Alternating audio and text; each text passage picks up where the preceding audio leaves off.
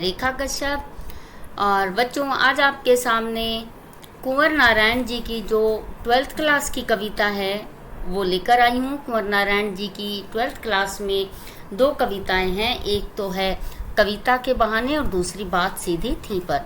तो बच्चों, कुंवर नारायण जी की जो कविता के बहाने हैं वो कविता हम कर चुके थे, उसकी व्याख्या के बारे में, और कुंवर नारायण जी का जो जीवन परिचय है उससे भी रूबरू हो चुके थे कि उनका जन्म 19 सितंबर 1927 को उत्तर प्रदेश में हुआ था और इनकी मृत्यु दिल्ली में सन 2017 में हुई थी। बच्चों, इनकी जो पहली कविता थी वो कविता के बहाने थी हमारे 12th के सिलेबस में, और जो दूसरी कविता है इनकी वो है बात सीधी थी पर। अब जो बात सीधी थी पर, ये आपको स्क्रीन पर नज़र आ रहा होगा कि दूसरी कविता बात सीधी थी पर वो इनका एक काव्य संग्रह है, कोई दूसरा नहीं, उसमें संकलित है और वहाँ से ये ली गई है।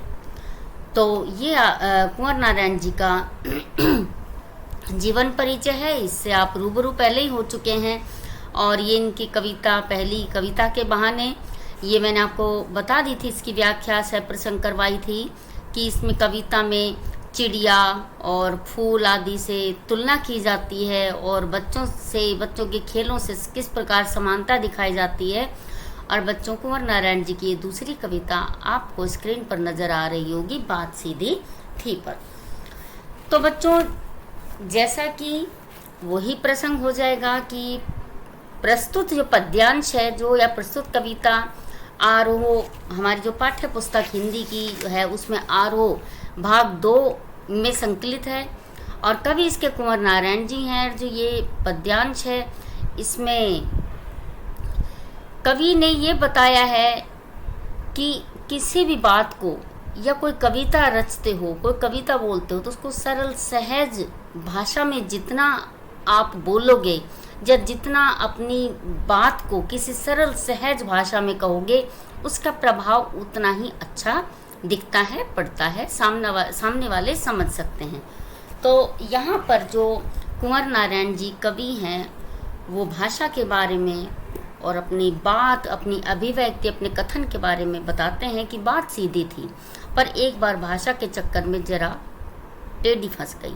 उसे पाने की कोशिश में भाषा को उल्टा पलटा, तोड़ा मरोड़ा, घुमाया फिराया कि या तो बात बने या फिर भाषा से बाहर आए, लेकिन इससे भाषा के साथ साथ बात और भी पेचीदा होती चली गई। तो कविवर जो कुंवर नारायण जी हैं वो कहते हैं कि एक बार मैं कविता के माध्यम से कोई बात कहना चाहता था, पाठकों तक अपनी कोई बात पहुंचाना चाहता था, और मेरी कोशिश थी कि मैं उसे बिल्कुल सरल भाषा में पाठकों तक पहुंचाऊं, लेकिन वो बात वास्तव में बहुत सीधी थी और सरल भाषा में ही उसे कहना चाहता था। लेकिन मैंने एक गलती कर दी, मैंने उसे भाषा के चक्कर में पटक दिया और अब वो भाषा के चक्कर में फंसकर टेढ़ी हो गई। अर्थात मैंने उसे थोड़ा सा कठिन बना दिया, उस पर अलंकार, छंदों आदि का बोझ लाद दिया। उसे पाने की कोशिश में भाषा को उल्टा पलटा, तोड़ा मरोड़ा, घुमाया फिराया। और कवि कहते हैं कि जो मैं कथन कहना चाहता था, जो मैं बात कहना चाहता था, समझाना चाहता था, अब वो भाषा के चक्कर में बिल्कुल फंस चुकी थी, टेढ़ी हो गई। अब मैं अपनी बात को भाषा से बाहर निकालना चाहता था, इसलिए मैंने उस भाषा को तोड़ा मरोड़ा, भाषा के शब्दों को इधर उधर किया, काट छांट की, कोई शब्द कहीं से हटाया, कोई कहीं लगाया, घुमाया फिराया, लेकिन बात फिर भी नहीं बनी। कि बात या तो बने या फिर भाषा से बाहर आ जाए। और कवि कहते हैं कि मैं इतना परेशान हो चुका था कि अंत में मैं कोशिश करने लगा कि या तो मेरी जो सहज रूप से कहने वाली जो भाषा थी मेरी, वो मेरी बात जो है भाषा से निकल जाए, मैं कह सकूं ऐसी हो जाए, या फिर वह भाषा से कम आज़ाद हो जाए, स्वतंत्र हो जाए। लेकिन वो भाषा में ज़्यादा ही फंस चुकी थी। लेकिन इससे भाषा के साथ साथ बात और भी पेचीदा होती चली गई, क्योंकि मैंने उसे कठिन करने की कोशिश कर दी थी। अच्छा करने के चक्कर में मैंने अपनी बात के साथ बुरा कर दिया था, और इस कारण वो जो मेरी बात थी, मेरा कथन था, वो और अधिक पेचीदा अर्थात कठिन हो गया। भाषा के चक्कर में वो ऐसी फंसी मेरी बात कि वो निकल कर बाहर नहीं आई। सारी मुश्किल को धैर्य से समझे बिना मैं पेच को खोलने की बजाय उसे बेतरह कसता चला जा रहा था। कवि यहाँ पर कहते हैं कि जिस प्रकार कोई कारीगर होता है वो काम करता रहता है और धैर्य से काम नहीं लेता और पेच आदि को वो खोलने के बजाय उसको कसता रहता है, उसको बेकार कर देता है। उसी प्रकार मैंने भी किया। मैं सारी बात को धैर्य से समझ नहीं रहा था, कारण नहीं जान पा रहा था कि किस कारण मेरी बात गुम हो चुकी है, भाषा के चक्कर में फंस चुकी है, पेचीदा होती जा रही है। मैं बेवकूफ़ों की तरह काम करते जा रहा था और मेरी बात भी एक पेच की तरह हो गई। मैं भी एक पेच को अर्थात अपनी बात को कसता जा रहा था और भाषा के चक्कर में पड़ता जा रहा था और उसको मैंने इतना कस दिया कि वो भाषा के चक्कर में फंस कर रह गई, क्योंकि इस कर्तव्य पर मुझे साफ सुनाई दे रही थी तमाशबीनों की शाबाशी और वाह। और कवि यहाँ पर कहते हैं कि मैं बेवकूफ़ी कर रहा था, केवल प्रशंसा बटोरने के लिए मुझे लगा कि मैं सही कर रहा हूँ। मैं समझ ही नहीं पा रहा था कि मैंने क्या गलती कर दी, केवल पेच को कसता जा रहा था। लेकिन इस पर भी हमारे दुनिया में कुछ लोग ऐसे हैं जो गलती करने पर भी हम गलती करते हैं, हम गलत बोलते हैं, हम गलत कार्य करते हैं तो भी वो तालियां बजाते हैं, तमाशा देखते हैं और वाह करते हैं।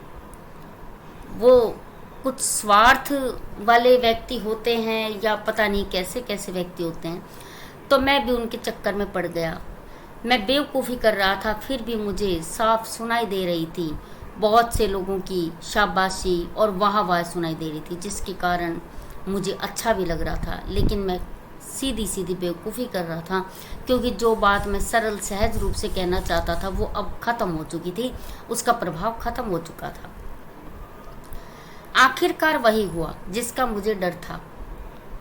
जोर जबरदस्ती से बात की चूड़ी मर गई और वह भाषा में बेकार घूमने लगी। बच्चों, कवि यहाँ पर कह रहे हैं कि आखिरकार क्या हुआ कि जिसका मुझे डर था वो ही हुआ। मैंने पेच की तरह उसे कस दिया और उस जोर जबरदस्ती के कारण बात की चूड़ी मर गई। यहाँ पर चूड़ी मरना मुहावरे का प्रयोग किया गया है। बात की चूड़ी मर गई अर्थात जो मैं कहना चाहता था, जो कथन मेरा था, जो मैं समझाना चाहता था वो मैं समझा ही नहीं पा रहा था।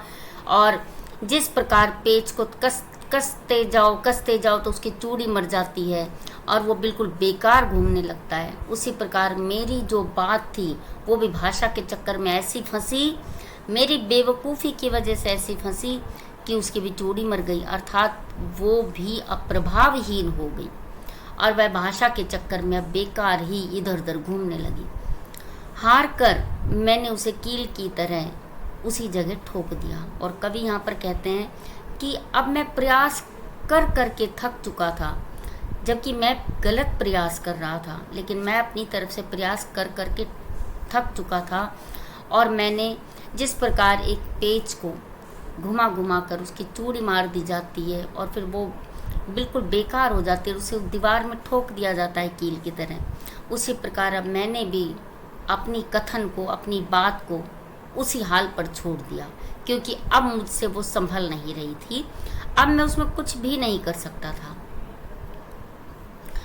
ऊपर से ठीक ठाक पर अंदर से न तो उसमें कसाव था न ताकत। बात ने जो एक शरारती बच्चे की तरह मुझसे खेल रही थी, मुझे पसीना पहुँचते देखकर पूछा, क्या तुमने भाषा को सहूलियत से बरतना कभी नहीं सीखा? तो यहाँ पर बच्चों इस पद्यांश में कवि कुंवर नारायण जी कहते हैं कि और उस जो कथन को, उस बात को मैंने कील की तरह ठोक दिया और यूँ क्यों छोड़ दिया, क्योंकि अब मेरी संभल में वो नहीं आ रहा था, कुछ समझ नहीं आ रहा था कि अब मुझे क्या करना चाहिए, क्योंकि मैं उसका समाधान ही नहीं ढूंढ पा रहा था। वो कविता जो थी, वो जो कथन था, जो मैं सरल सहज रूप से पाठकों तक पहुंचाना चाहता था, ऊपर से तो वो ठीक ठाक लग रही थी, लेकिन मैं जानता था कि ना उसमें कोई कसाव है ना ताकत, अर्थात वो बिल्कुल कमज़ोर सी थी वो कविता। वो जो कथन था, वो बात थी, वो बिल्कुल कमज़ोर, और उसके अंदर कोई कसाव नहीं था, अर्थात उसका कोई प्रभाव ही नहीं था, कोई प्रभाव ही नहीं पड़ने वाला था जो पढ़ता या जो सुनता उसके ऊपर। बात ने जो एक शरारती बच्चे की तरह मुझसे खेल रही थी, और यहाँ पर कवि ने बात को एक शरारती बच्चे की तरह बताया है, अर्थात बात का मानवीकरण कर दिया है। कि फिर कवि कहता है कि मैं इतना परेशान हो चुका था कि पसीने पसीने हो गए, मुझे समझ में नहीं आ रहा था कि अब मैं क्या करूं। तो उस बात ने मुझसे एक शरारती बच्चे की तरह छेड़खानी की और मुझे कहा कि क्या तुमने कभी भाषा को सहूलियत से बरतना नहीं सीखा, अर्थात तुम्हें सरल सहज रूप से अपने अपने कथन को कहना कभी नहीं आया, जो तुमने मुझ पर इतनी मेहनत की और बेवकूफ़ी दिखाई और सरल से सरल भाषा को इतना कठिन कर दिया, इतने तरह तरह के उस पर प्रयोग कर दिए। तुम इस तथ्य को नहीं जान पाए कि सहज और सरल भाषा से कही हुई बात ही प्रभावशाली होती है, और तुमने सारी अपनी बात का प्रभाव खत्म कर दिया। क्या तुम कभी सहूलियत से बात नहीं कर सकते? क्या कभी अपनी सहूलियत से कविता को नहीं सुना सकते, पाठकों तक नहीं पहुंचा सकते? तो बच्चों, ये बात सीधी थी, जो कविता थी उसकी व्याख्या थी, और काव्य सौंदर्य के रूप में आप कुछ पंक्तियां लिख सकते हैं। आप लिख सकते हैं